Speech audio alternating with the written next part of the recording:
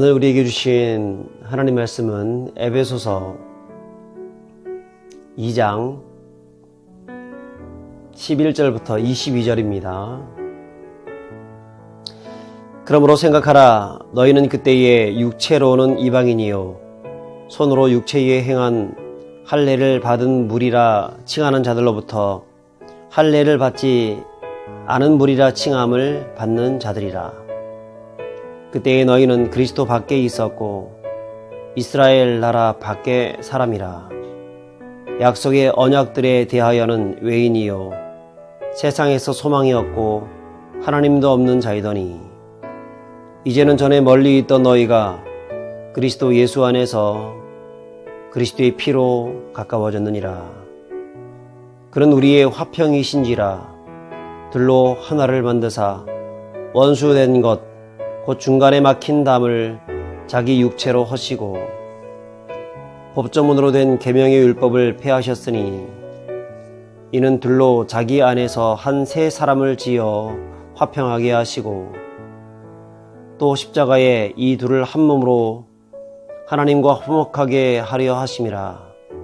원수된 것을 십자가로 소멸하시고 또 오셔서 먼 데 있는 너희에게 평안을 전하시고 가까운 데 있는 자들에게 평안을 전하셨으니 이는 그로 말미암아 우리 둘이 한 성령 안에서 아버지께 나아감을 얻게 하려 하심이라.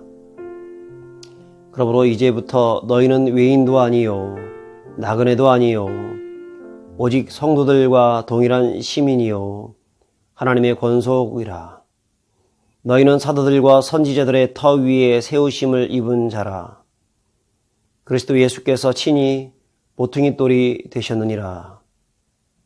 그의 안에서 건물마다 서로 연결하여 주 안에서 성전이 되어가고 너희도 성령 안에서 하나님이 거하실 처소가 되기 위하여 그리스도 안에서 함께 지어져 가느니라. 아멘.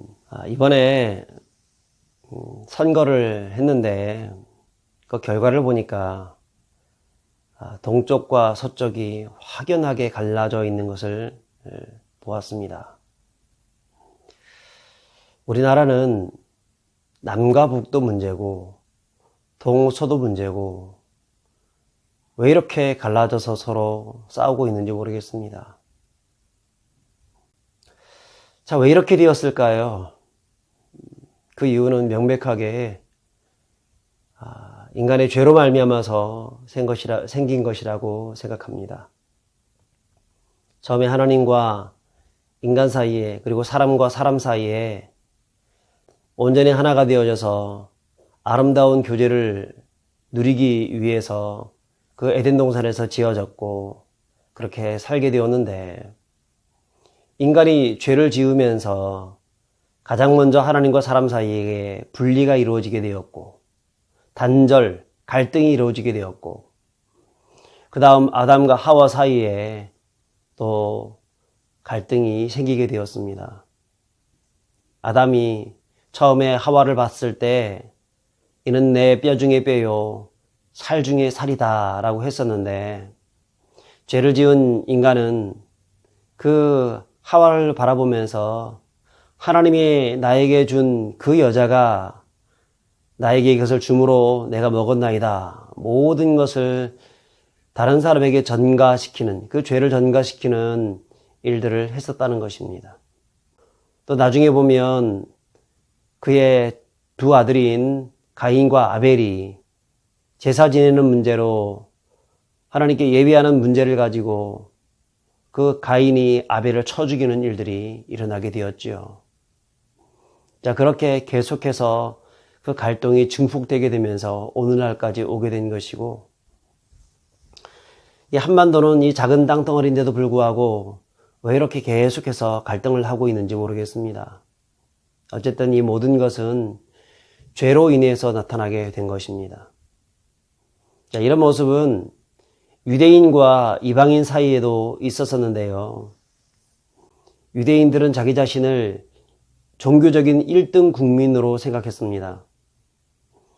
이방인들을 바라볼 때에 저들은 지옥의 땔감 정도나 할 수 있는 저질스러운 자들로 생각했었다는 것입니다. 이방인들 역시 유대인들을 바라보면서 서로 비박하고 어려움을 주고, 그 인류 역사 속에서 모든 이방인들은 유대인들을 그렇게 많이 박해해 온 것을 우리가 볼 수 있습니다.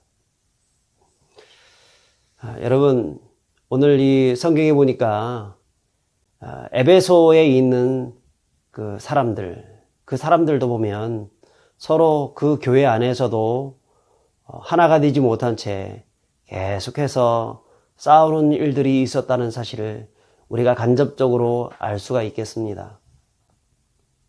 그래서 사도 바울은 오늘 이 말씀을 통해서 이방인과 또 유대인, 그리스도인들 그 사이는 이제는 장벽이 없어졌다. 이제는 하나가 되어졌다라고 말씀을 하고 있는 겁니다. 그런데 11절에 보니까 그러므로 생각하라. 너희는 그때의 육체로는 이방인이요 손으로는 육체에 행한 할례를 받은 무리라 칭하는 자들로부터 할례를 받지 않은 무리라 칭함을 받은 자들이라. 12절도 보면 그때에 너희는 그리스도 밖에 있었고 이스라엘 나라의 밖의 사람이라. 약속의 언약들에 대하여는 외인이요 세상에서 소망이 없고 하나님도 없는 자이더니. 그러니까 이방인들의 옛날의 상태에 대해서 쭉 이야기를 하고 있습니다. 너희들은 그런 자들이었다. 그러면 이 말을 계속해서 1등 국민 자처하면서 갈라놓고 있는 유대인들을 대상으로 해서 이 말을 해야 되는 건데, 너희들은 왜 이렇게 이방인들을 괴롭히느냐, 그러면 안 된다 라고 해야 되는데, 오히려 사도 바울은 유대인 그리스도인들을 대상으로 말을 하는 것이 아니라 거기 있는 에베소의 이방인들 전체를 대상으로 해서 이 말을 하고 있는 겁니다. 자, 그 이유가 있습니다. 첫째는 이방인들로 하여금 이 영적 자부심을 갖게 하기 위한 목적으로 그런 것입니다. 너희들은 하나님의 권속들이기 때문에 이 자부심을 가지라는 것입니다. 하나님이 당신의 아들 예수 그리스도를 보내주셔서 유대인들만 구원한 것이 아니라 이방인 너희들도 구원했기 때문에 이제는 이스라엘 밖 사람이 아니라 이스라엘 안의 사람이고 이제는 그리스도와 가까워진 그런 존재들이기 때문에 하나님의 자녀로서 하나님의 권속으로서 살아가야 한다. 이 자부심을 더해주고 있는 것입니다. 두 번째는 뭐냐면 간접적으로 유대인들에 대해서 말을 하고 있는 것이지요. 너희들이 지옥의 땔감 정도로 생각하고 업신 여기고 있는 저 이방인들도 예수 그리스도의 보혈의 피로 그 값으로 사신 하나님의 권속들이라는 것입니다. 이방인과 또 유대인들이 정말 하나가 되어져서 그리스도의 교회를 아름답게 이루어 가야 된다라고 말씀을 하고 있는 것이지요. 13절 14절에 보면 이렇게 말씀합니다. 이제는 전에 멀리 있던 너희가 그리스도 예수 안에서 그리스도의 피로 가까워졌느니라. 그는 우리의 화평이신지라. 둘로 하나를 만드사 원수된 것 곧 중간에 막힌 담을 자기 육체로 허시고. 이제는, 옛날에는, 그때에는 우리 11절 12절에는 각각 그때에는 너희가 이러저런 사람이었다라고 얘기를 했는데 13절 딱 들어서면서 이제는, 과거에는 너희가 하나님께 참 버림받은 이스라엘 밖 사람이었고 하나님도 없고 소망이 없는 그런 자들이었지만 이제는 그리스도 안에 들어와져서 하나님의 자녀가 되어졌고 이제는 그리스도의 피로 가까워졌다라고 이야기를 하고 있습니다. 예수님이 그분의 십자가를 지심을 통하여서 그분의 피로 중간에 막힌 담을 완전히 헐어버리고 하나님께로 나아갈 수 있는 그 길을 열어주셨고 또한 유대인과 이방인이 서로 하나가 될 수 있는 길을 열어주셨다는 것입니다.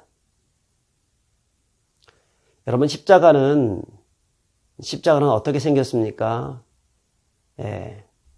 서로 위와 아래가 크로스가 되어 있고 좌와 우가 크로스가 되어 서로 연결되어 있습니다. 위와 아래가 연결되어졌고 좌와 우가 연결되어진 십자가.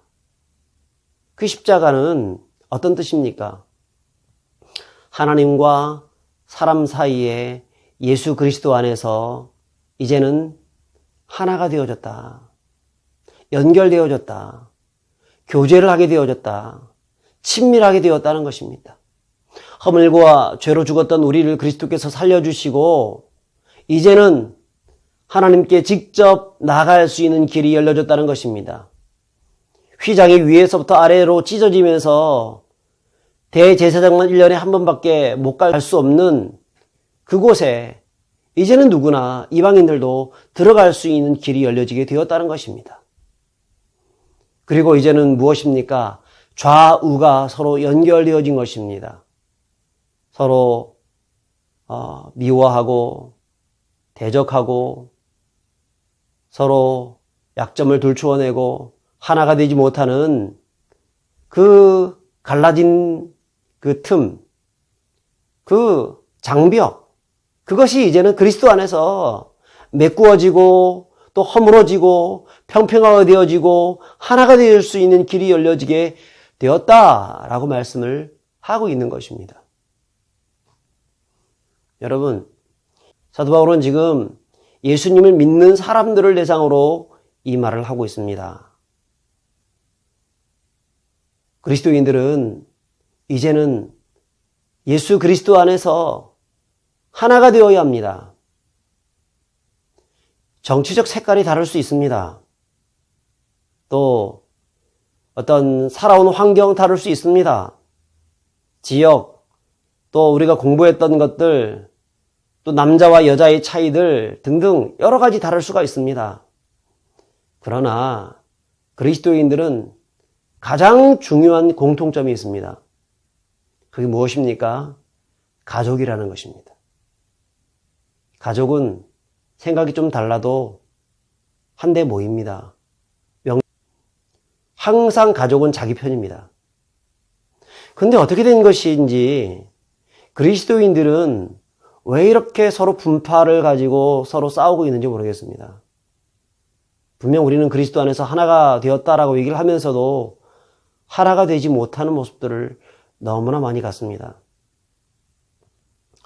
사랑하는 여러분, 우리는 예수 그리스도 안에서 한 가족입니다. 19절에 이렇게 말씀합니다. 그러므로 이제부터 너희는 외인도 아니요 나그네도 아니요 오직 성도들과 동일한 시민이요 하나님의 권속이라. 하나님의 권속이라. household. 하나님의 권속. 가족이라는 것입니다. 한 집안에서 하나같이 한 마음을 가지고 살아가는 그런 존재라는 것입니다. 약점이 있지요. 좀 비판하고 싶은 마음도 있지요. 그러나 우리는 그리스도 안에서 하나이기 때문에 참을 수 있어야 합니다. 배려할 줄 알아야 합니다. 어떻게 하든지 그 사람을 도와주려고 노력을 해야 합니다. 왜? 우리는 가족이기 때문에 그렇습니다. 예수님을 믿지 않는 자들에 대해서는 다른 말을 하지 않겠습니다. 하지만 성도들은 하나의 가족임을 기억하십시오. 우리 부평교회 성도님들은 부평교회라고 하는 이름으로 모인 부평의 가족들입니다. 그 옛날에 해병대 구호가 그런 구호가 있잖아요. 한 번 해병은 영원한 해병. 여러분, 부평교회 역시 그렇게 되어야 합니다. 한 번 부평은 영원한 부평. 비록 서로 떨어져 지낸다 할지라도 자기 자녀들이 저기 서울에 가 있다 할지라도 외국에 나가 있다 할지라도 그들에게 너희들은 부평교회 성도라고 하는 그 의식들을 심어줄 뿐 아니라 또 그리스도인들은 우린 서로 어디에 있든지 하나라고 하는 그 일체 의식들을 심어주어서 정말 우리는 우리 사람들, 우리의 그 그리스도인들, 우리의 그 성도들을 잘 돌아보고 섬기는 우리들이 되어야 할 줄 믿습니다. 오늘도 예수 그리스도께서 우리를 그렇게 지으시고 하나 되게 하셨다는 사실을 기억하시고 온전히 하나가 되어지고 섬기고 사랑하여서 주님 오실 그날까지 아름다운 영적 공동체를 이루어 가시는 믿음의 백성들 되시기를 주의 이름으로 축복합니다. 기도하겠습니다. 하나님 아버지 은혜를 감사합니다. 예전에는 우리가 그리스도 밖에 있는 사람들이었고 하나님이 없는 자들이었고 소망도 없는 사람들이었지만 이제는 그리스도의 피로 말미암아서 하나님께 가까워지게 되었고 성도와 성도끼리 서로 가까이 지낼 수 있는 자들이 되었습니다. 하나님의 권속들이 되었습니다. 이제는 예수 그리스도 안에서 진정하게 이웃을 내 몸처럼 사랑할 수 있는 자가 되게 도와주시고 그래서 십자가의 뜻을 이루어갈 수 있는 저희들 되게 하여 주옵소서. 감사하며 예수 그리스도 이름으로 기도합니다. 아멘. 오늘도 예수 그리스도 안에서 한 마음 한 뜻이 되어지고 주의 성도들을 사랑하고 섬기면서 화평을 이루어 가시는 믿음의 백성들 다 되시길 바랍니다. 감사합니다.